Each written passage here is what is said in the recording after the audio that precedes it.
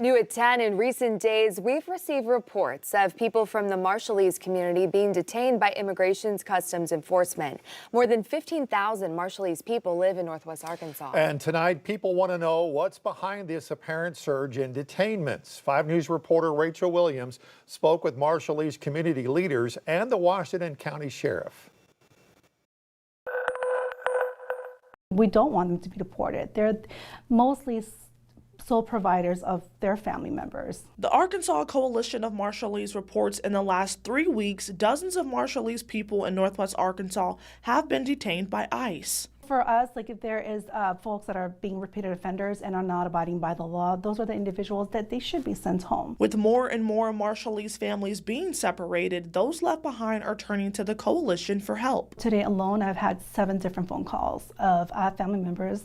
One of them wanted to know where their loved one was. So luckily I was able to locate him, and now it's just a matter of having that individual reach out to their families and just let them know how they're doing. Stephanie Takamaru with ACOM says they've been connecting families facing legal battles with attorneys. A big question for the Marshallese community is, where does it stop with misdemeanor charges? Sheriff Jay Cantrell says Washington County has taken part in the State Criminal Alien Assistance, or SCAAP program for 15 years. The Sheriff's Office submits the names of people who meet the criteria for detainment to the Bureau of Justice Assistance, according to Cantrell, not directly to ICE.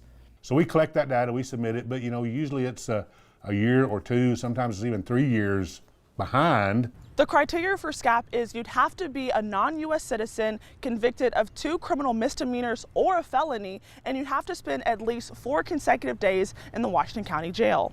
SCAAP has nothing to do with deporting anyone or going out and doing a roundup to find people that are illegal. It's only people that have come to jail and met that criteria in the grant reporting period.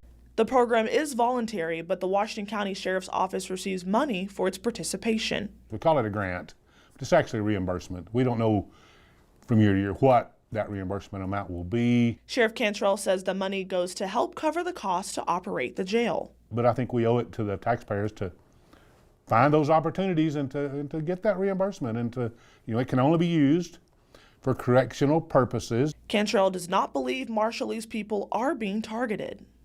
We're happy they're here. They're providing a service. They're working. They're raising their families here, trying to build a better life. Don't fault them at all for that, but there are rules and there are laws, and as long as those are adhered to, then they're likely not to be encountered by law enforcement. In Washington County, covering news where you live, Rachel Williams, 5 News. We did reach out to ICE for comment. We have not heard back from them.